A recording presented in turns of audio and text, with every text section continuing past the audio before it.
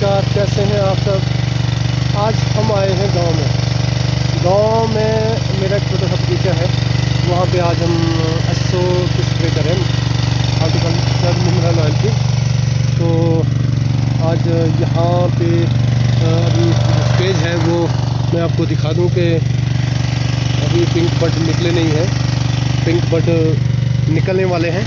तो सोचा कि स्प्रे का सही टाइम है और हम ये स्प्रे कर रहे हैं यहाँ। तो यहाँ भी नेटिंग मैंने नहीं की है, ये जो नेटिंग है ये किसी और के बगीचे में है नीचे। मेरा बगीचा ऊपर को है, मैं नेटिंग यहाँ अभी नहीं कर पाया हूँ क्योंकि नेटिंग मेरे को नेट नहीं मिल रहे। जो मेरा वो पार वाला बगीचा था दूसरे घर वाला, वहाँ पे भी मेरी नेटिंग कुछ कम हो गई है, वहाँ भी नहीं हुई है। मैं अगर आप देख पा रहे हो तो मैं आपको जूम करके दिखाने की कोशिश करता हूँ। ये मेरा पार वाला बगीचा है जहाँ पे हम रहते हैं।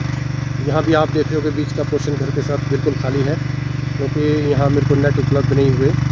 तो अभी यहाँ गांव में तो अभी नेट नहीं लगाए, बांस मेरे पहुँच गए, बैम्बू मेरे आ गए हैं। तो उम्मीद करता हूँ जल्दी मुझे नेट भी मिल जाए और मैं नेटिंग भी कर पाऊँ। दोस्तों यहाँ ज़्यादा बड़ा बगीचा नहीं है, नया है, ये 2001 में लगा था। तो प्लांट की ग्रोथ ठीक है, उतनी ज़्यादा नहीं है क्योंकि बंजर भूमि है। तो सिर्फ तौलिए करते हैं हम लोग, वो भी तीसरे साल, हर साल नहीं करते हैं।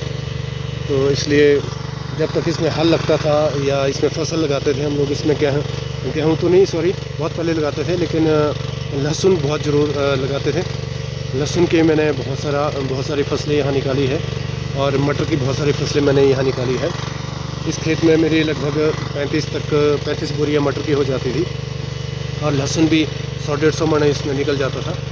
तो अब जब से हम शिफ्ट हो गए हैं दूसरी जगह, तो ये थोड़ा दूर है, गांव से 5 किलोमीटर दूर है। रोड साइड से आना पड़ता है, शॉर्टकट में आए तो नज़दीक है, और शॉर्टकट में ये नीचे इधर जंगल से होकर रास्ता आता है। लेकिन अगर रोड साइड में जाना हो तो 5 किलोमीटर का रास्ता है।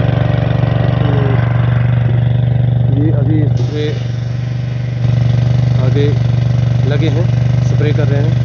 तो साथ में मैं अभी मशीन ऑपरेटर हूँ, मैं मशीन पे चला रहा हूँ।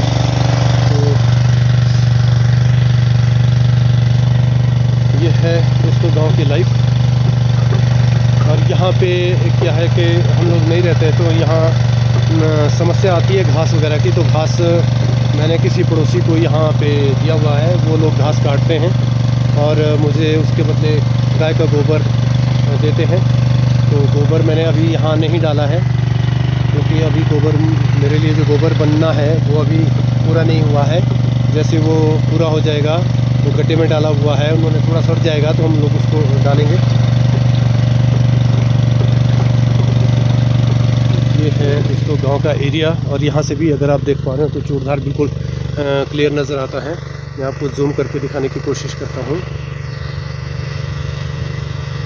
ये चूड़धार है दोस्तों, बिल्कुल ये समझो कि चूड़धार की तलहटी में हम लोग रहते हैं और हम अपने आप को बहुत भाग्यशाली मानते हैं क्योंकि एकदम प्रकृति की गोद में हम लोग रहते हैं। तो इसलिए भी दोस्तों बहुत अच्छा लगता है कि नेचर के करीब हम लोग रहते हैं। बाकी नहीं तो एनवायरनमेंट तो बहुत साफ़ सुथरा हमें मिल जाता है, क्योंकि बाकी जो हार्ड लाइफ है दोस्तों गांव की, अब तो मैं नहीं कहूँगा कि नहीं है, क्योंकि शुरू में बहुत हार्ड लाइफ हुआ करती थी जब सड़कें नहीं थी, सड़कें बहुत कम थी। तो सामान को लाना और अपनी फसलों को मंडी तक पहुँचाना बहुत ही कठिन कार्य होता था। तो इसलिए अब तो नहीं कहूँगा मैं, क्योंकि अब सड़कें बन चुकी है, हर गांव में सड़कें हैं और हर घर ही सड़कें पहुँच चुकी है, लेकिन हर घर को कवर करना पॉसिबल नहीं है।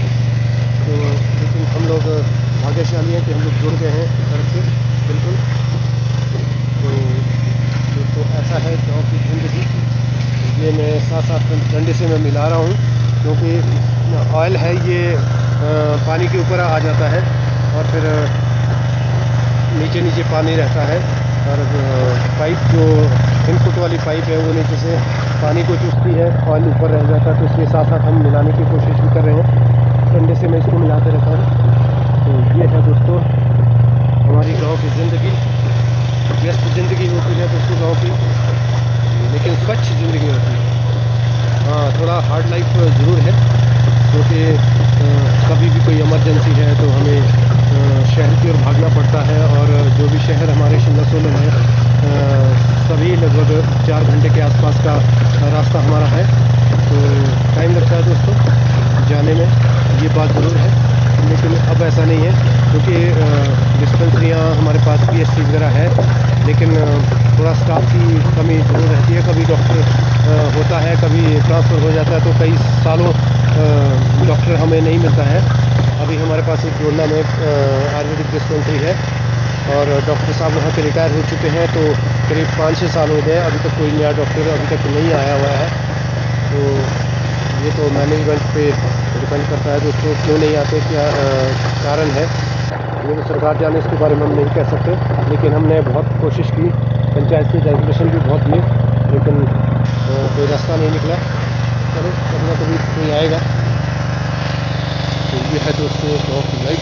बिल्कुल जंगलों से भरे हुए हम लोग, चारों तरफ से घिरे हुए, और प्रकृति की गोद में, प्रकृति का भरपूर हम दोहन करते हैं। लेकिन प्रकृति के साथ ज़्यादा छेड़छाड़ करना सही नहीं है, क्योंकि गांव की ज़िंदगी है। कभी लकड़ी, कभी चारा हमें जंगल से निकालना पड़ता है। तो इसमें थोड़ा ध्यान ये रखना पड़ता है कि हम पत्तियाँ निकालते हैं जंगल से, तो उसको जो पत्तियाँ हैं वो टॉप तक ना जाए, क्योंकि टॉप अगर खाली कर दिया हम लोगों ने, टॉप तक कटिंग कर दी, तो पेड़ जो है सूख जाता है। इसलिए हम नीचे नीचे से ही काटते हैं। वैसे भी हम लोग तो टॉप तक चढ़ भी नहीं पाते, बहुत डर लगता है। हम तो नीचे से ही थोड़ा बहुत चारा निकालते हैं और लाते हैं, हमारा गुजारा हो जाता है। और ये दोस्तों गाँव की ज़िंदगी, गाँव की सुंदरता बहुत ही खूबसूरत। और ये मेरे साथ स्प्रे करने हैं, मेरे साथ स्पेशली 2 बंदे। तो ये अभी एक पाइप को मैनेज करता है, क्योंकि पाइप कई बार प्लांट्स में या नीचे कहीं जड़ी जुड़ी में फंस जाती है, तो दिक्कत होती है। और एक बाबू अपने स्प्रे कर रहे हैं। तो ऐसी है दोस्तों गाँव की ज़िंदगी। और आप सभी से निवेदन करता हूँ कि हमारे चैनल को सब्सक्राइब करें, शेयर करें सभी के साथ, और हमारी गांव की ज़िंदगी एक्सप्लोर करें। धन्यवाद, थैंक यू।